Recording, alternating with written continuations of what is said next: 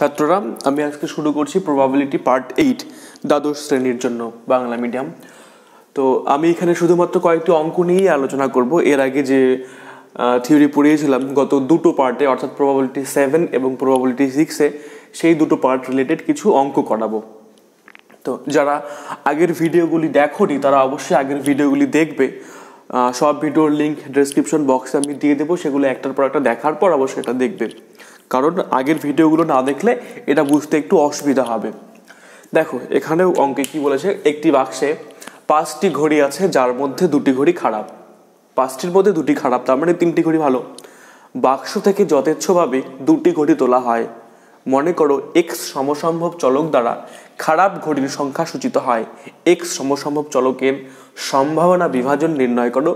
X এর মধ্যক নির্ণয় করো। মধ্যক বলতে এক্সপেকটেশন অফ এক্স বের করতে বলেছে। ঠিক আছে, সলিউশন একদমই সহজ অঙ্ক। এখানে কি বলেছে, 5টি ঘড়ির মধ্যে 2টি ঘড়ি খারাপ, তাই তো? তাহলে ব্যাপারটা কি দাঁড়াচ্ছে, 5টি ঘড়ির মধ্যে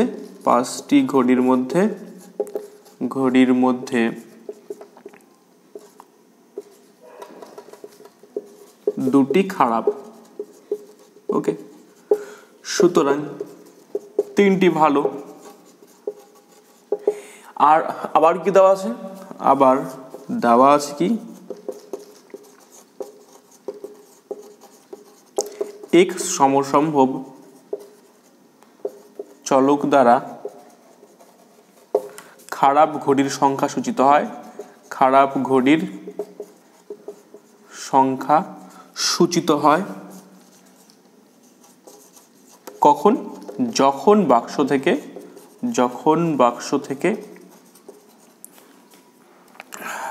বাক্স থেকে যথেচ্ছভাবে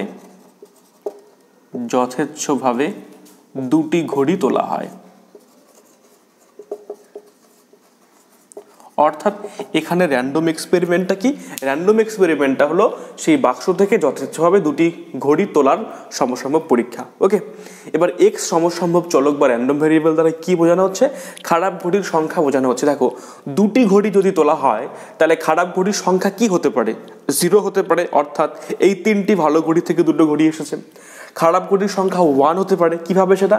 2টি খারাপ ঘড়ির মধ্য থেকে একটি খারাপ ঘড়ি এসেছে আর 3টি ভালো ঘড়ি থেকে একটি ঘড়ি এসেছে। আর একটা কি হতে পারে, এক্স এর মান 2 হতে পারে। যখন 2টি খারাপ ঘড়ির 2টি আসবে তখন এক্স এর মান 2 হবে। তাহলে এখানে লিখবো কি, এক্স এর সম্ভাব্য মানগুলো,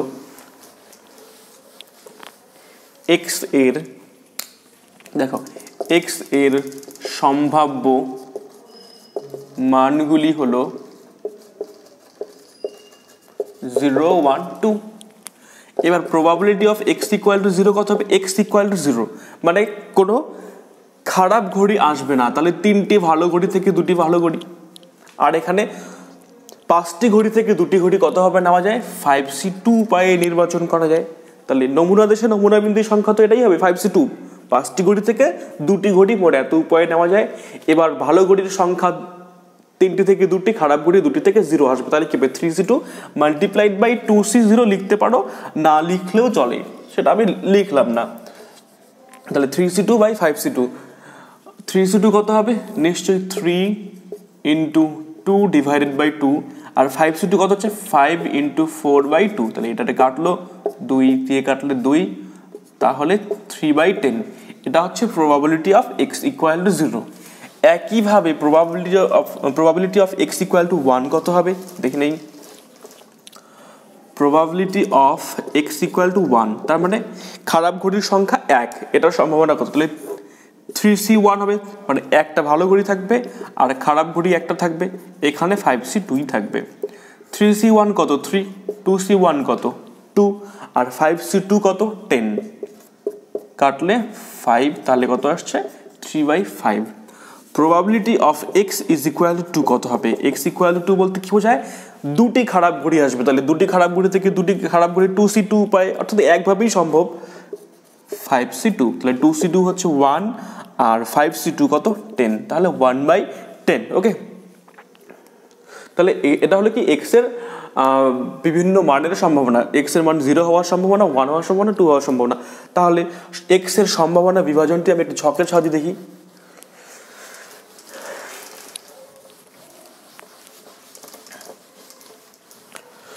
সুতরাং এক্স এর সম্ভাবনা বিভাজনটি নিম্নরূপ। আমরা এরকম একটা ছক করব, এক জায়গায় থাকবে এক্স ইকুয়াল টু এক্স আর এক জায়গায় probability of x equal to x. ওকে,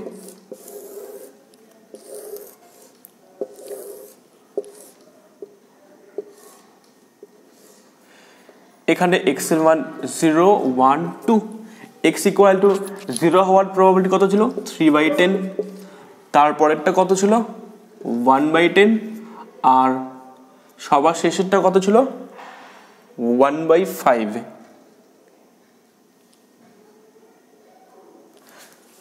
পরেরটা কত ছিল 3/5 1/10 ছিল। আচ্ছা 3/5 আর হচ্ছে 1/10 যোগ করে 1 আসবে। নেক্সট কি বলেছে, এক্স এর অঙ্কটা দেখে নেই। নেক্সট বলেছে এক্স এর মধ্যক নির্ণয় করো। আচ্ছা, সুতরাং এক্স এর মধ্যক কত হবে, expectation of x is equal two 0 into probability of x equal two 0 plus 1 into probability of x equal to 1 plus 2 into probability of x is equal two 2। তাহলে এটা 0 plus 1 into probability of x equal to 1 কত আসছে 3/5 plus 2 into probability of x equal to কত 1/10, তাহলে কত আসছে 3/5 আর এটা হচ্ছে 1/5, তার মানে 4/5। এটাই হচ্ছে এক্স এর মধ্যক। ওকে, এর পরের অঙ্ক দেখো, 2 নম্বর অঙ্ক কি বলেছে, কে এর মান কত হলে f x equal to k x, যেখানে x is equal to 1 2 3 4 n পর্যন্ত যাচ্ছে। ওকে, এত এফ এক্স দ্বারা একটি পিএমএফ প্রকাশিত হয়। পিএমএফ বলতে কি বোঝায়, প্রবাবিলিটি মাস ফাংশন বা সম্ভাবনা ভর অপেক্ষক। কে এর কোন মানের জন্য এফ এক্স অপেক্ষকটি একটি সম্ভাবনা ভর অপেক্ষক হবে, যেখানে এক্স এর মান রয়েছে 1 থেকে এন পর্যন্ত। ওকে, সলিউশন এটা একদমই সহজ। এফ এক্স একটি সম্ভাবনা ভর অপেক্ষক হবে যদি summation of f x equal to 1 হয়। Summation of f x equal কত 1, যেখানে x runs from 1 to n. Okay, তার মানে summation of k x is equal to 1, x runs from 1 to n. K তো কনস্ট্যান্ট, এখানে k বাইরে চলে আসবে। Summation of x where x runs from 1 to n is equal to 1।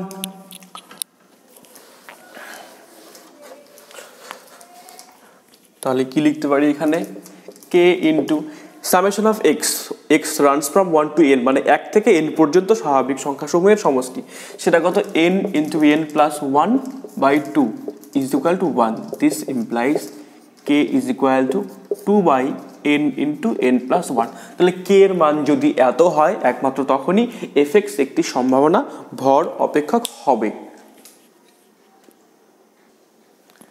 দেখো 3 নম্বর অঙ্ক কি বলেছে, একটি পাত্রে 7টি সাদা ও 3টি লাল বল আছে। এই পাত্র থেকে একসঙ্গে 2টি বল তোলা হয়। প্রত্যাশিত সাদা বলের সংখ্যা গণনা করো। মোট বলের সংখ্যা কত 10। তাহলে এখানে র্যান্ডম এক্সপেরিমেন্ট বা সমসম্ভব পরীক্ষাটি হলো ওই পাত্র থেকে, মানে যে পাত্রে 10টি বল রয়েছে সেই পাত্র থেকে যথেচ্ছভাবে 2টি বল তোলার সমসম্ভব পরীক্ষা। এবার প্রত্যাশিত সাদা বলের সংখ্যা গণনা করো। তো সাদা বলের সংখ্যাকে আমি এক্স র্যান্ডম ভ্যারিয়েবল দিয়ে লিখবো। তাহলে এক্স এর মান কত হতে পারে, 0 হতে পারে, 1 হতে পারে, 2 হতে পারে। তারপর কি বলেছে, প্রত্যাশিত সাদা বলের সংখ্যা গণনা করো, অর্থাৎ এক্সপেকটেশন অফ এক্স বের করতে হবে। ওকে, সলিউশন একদমই সহজ অঙ্ক। দেখো, মনে করি এক্স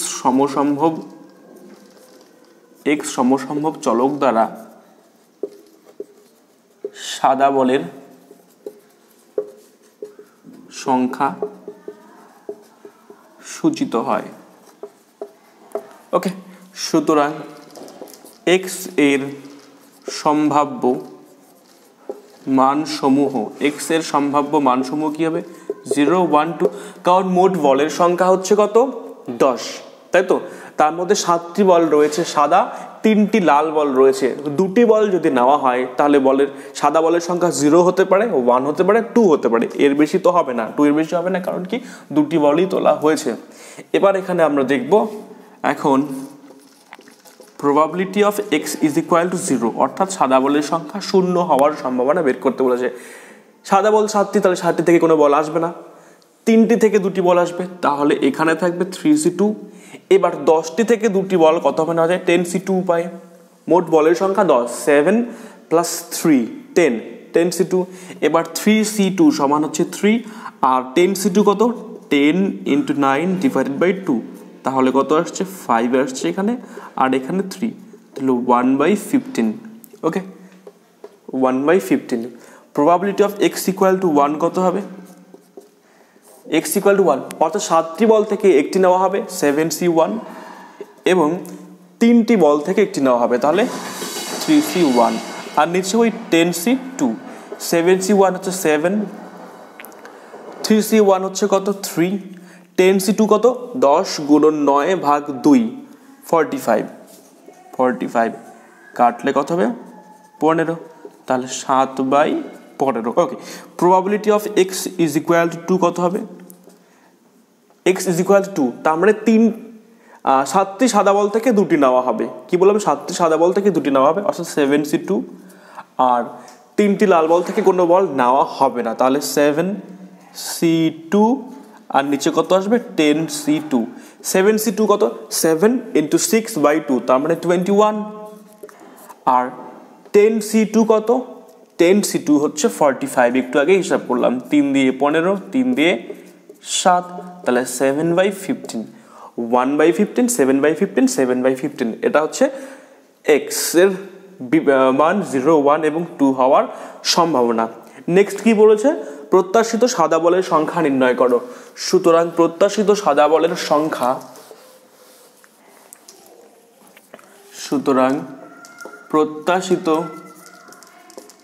প্রত্যাশিত সাদা বলের সংখ্যা is equal to expectation of x, তার মানে কত হবে 0 × probability of x is equal to 0 plus 1 × probability of x equal to 1 plus 2 × probability of x is equal to 2, তাহলে কত আসছে 0 to 0, এটা লেখার দরকার নেই।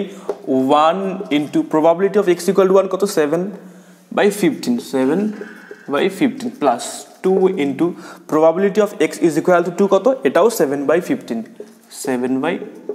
তাহলে আলটিমেটলি কত আসলো 7 × 2 = 14, 14 আর সাথে হচ্ছে 21, 21/15, 3 দিয়ে কাটাকাটি করলে 7/5, এটাই হচ্ছে প্রত্যাশিত সাদা বলের সংখ্যা। ওকে, নেক্সট অঙ্ক কি বলেছে, একটি সমসম্মক চলক x এর সম্ভাবনা বিভাজন নিম্নরূপ। x fx, x বলতে actually x equal to x, okay, আর fx বলতে probability of x equal to x। x এর মান যখন 1 হবে তখন 1/6, অর্থাৎ probability of x equal to 1, 1/6, probability x equal to 1/6, সবগুলোই 1/6, দেখেই বোঝা যাচ্ছে এটা হচ্ছে লুডুর ছক্কা গড়িয়ে দেওয়ার সমসম্ভব পরীক্ষা। ওকে, এবার কি বলেছে, যদি y is equal to 2x + 3 হয় তবে y সমসম্ভব চলকের মধ্যক ভেদমান ও সমক পার্থক্য নির্ণয় করো। ওকে, একদমই সহজ, আমি প্রথমে x এর মধ্যক নির্ণয় করব এবং x এর ভেদমান নির্ণয় করব, ঠিক আছে, দেখি কি আসে সলিউশন। আচ্ছা, এক্সপেকটেশন অফ x কত হবে, expectation of x is equal to 1, probability of x equal to 1 plus 2, probability of x equal to 2 plus ... সবার শেষে কত হবে 6, probability of x is equal to 6, তার মানে 1 × 1/6 plus 2 × 1/6 plus ... সবার শেষে 6 × 1/6, তাহলে 1/6 কমন নিলে আসছে 1 plus 2 plus 3 plus 4 plus 5 plus 6। ওকে, তাহলে আলটিমেটলি কত আসবে,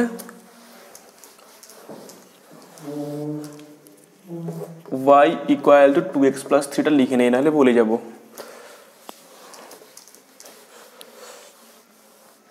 কত আসলো, expectation of x is equal to 1/6 into 1 থেকে 6 পর্যন্ত সংখ্যাগুলোর যোগফল কত হয়, 3 × 7 = 21। ওকে, 3 7 21 বলতে 6 × 6 + 1 / 2, 2 দিয়ে 6 কে কাটলে কত 3, 3 × 7 21, তাহলে কত হচ্ছে 3 দিয়ে কাটাকাটি 7/2। এটা হচ্ছে কি এক্সপেকটেশন অফ এক্স। আবার expectation of x squared, expectation of x squared is equal to কত হচ্ছে, এখানে স্পষ্ট বোঝাই যাচ্ছে 1 squared into probability of x is equal to 1 হবে, plus 2 squared probability of x is equal two 2, plus dot dot dot plus সবার শেষে 6 squared probability of x is equal two 6। ওকে, তাহলে কত আসছে এখানে 1, সবই তো 1/6 হবে এই প্রবাবিলিটি, তাহলে 1 squared plus 2 squared plus dot dot dot 6 squared Times 1/6। তাহলে 1 থেকে 6 পর্যন্ত সংখ্যাগুলির বর্গের সমষ্টি কত হবে, নিশ্চয়ই 6 × 6 + 1, তারপর 12 + 1 6, 2n + 1, নিচে কত 2, ও সরি নিচে হচ্ছে 6, n × n + 1, 2n + 1 / 6, এই 6 কেটে গেল 7 13 91, 91 × 1/6। আচ্ছা, এখানে আরেকটা 1/6 তো রয়েছে, তাহলে 91 × 1/6, এটা আর কাটাকাটি যাবে না। তাহলে এটা হচ্ছে expectation of x squared. Okay, এবার variance of x is equal to কত, variance of x is equal to expectation of x squared minus expectation of x, এই পুরোটা স্কোয়ার্ড। তাহলে 91/6 মাইনাস 7/2 ছিল তো, 7/2 তার বর্গ হবে। তাহলে আলটিমেটলি কত আসলো দেখি,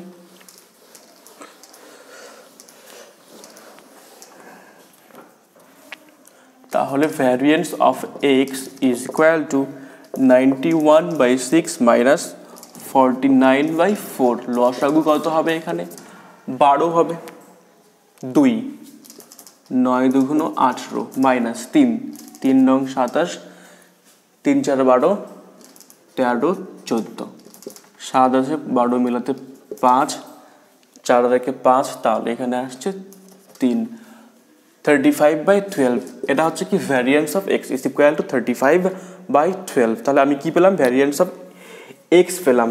ওকে, এবার কি চেয়েছে, ওয়াই এর মধ্যক ভেদমান ও সমক পার্থক্য বের করতে বলেছে, অর্থাৎ expectation of Y, variance Y and sigma Y বের করতে বলেছে। এখন expectation of Y is equal to expectation of কত হবে 2x + 3, তার মানে 2 expectation of X plus expectation of 3, তাহলে 2 × এক্সপেকটেশন অফ এক্স কত ছিল, এক্সপেকটেশন অফ এক্স ছিল কত 7/2 প্লাস এক্সপেকটেশন অফ 3 হবে, তাহলে কত হচ্ছে এটা 7 + 3 ইজ ইকুয়াল টু 10। তাহলে expectation of Y is equal to 10, অর্থাৎ ওয়াই এর মধ্যক। হ্যাঁ, সুতরাং ওয়াই এর মধ্যক কত হলো, ওয়াই এর মধ্যক সমান 10। নেক্সট কি চেয়েছে, ওয়াই এর ভ্যারিয়েন্স চেয়েছে। হ্যাঁ, variance of Y. Okay, variance of Y is equal to কত, ভ্যারিয়েন্স অফ 2x + 3, তার মানে 2 স্কোয়ার্ড ভ্যারিয়েন্স অফ এক্স। তাহলে আলটিমেটলি কত আসছে 4, আর ভ্যারিয়েন্স অফ এক্স কত 35/12, কাটাকাটি করলে কত হচ্ছে 3, 35/3, তাহলে 3 11 33 6 7 অ্যাপ্রক্সিমেটলি। হ্যাঁ, প্রায় লিখবো এখানে, কারণ 6 6 6 আসতে থাকবে। সুতরাং ওয়াই এর ভেদমান 11.67। নেক্সট যেটা চেয়েছে সমক পার্থক্য,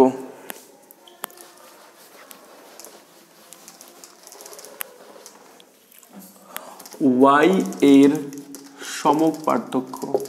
ওকে, অর্থাৎ sigma Y, variance of X হচ্ছে সিগমা স্কোয়ার্ড ওয়াই, তাহলে কি চেয়েছে ওয়াই এর কি সমক পার্থক্য, অর্থাৎ sigma Y is equal to কত হবে, স্কোয়ার রুট অফ 11.67। এবার 11.67 এর বর্গমূল কত হবে, আচ্ছা 1167 তো 35 হয় 1225, 34 34 1156 আর 33 33 1089, তাহলে 34 3.4। এটা অবশ্যই প্রায় হবে। এটা হচ্ছে ওয়াই এর সমক পার্থক্য বা সিগমা ওয়াই। ক্লিয়ার? তাহলে এই পর্যন্তই থাকলো। আমি নেক্সট ভিডিওতে নিয়ে আসবো। নেক্সট ভিডিওতে থাকবে হচ্ছে দ্বিপদ বিভাজন, বাইনোমিয়াল ডিস্ট্রিবিউশন। দুটো পার্টে করব ভিডিওটা। প্রথম পার্টে শুধুমাত্র বার্নৌলি ট্রায়ালস থাকবে এবং তারপরের পার্টে থাকবে দ্বিপদ বিভাজন, অর্থাৎ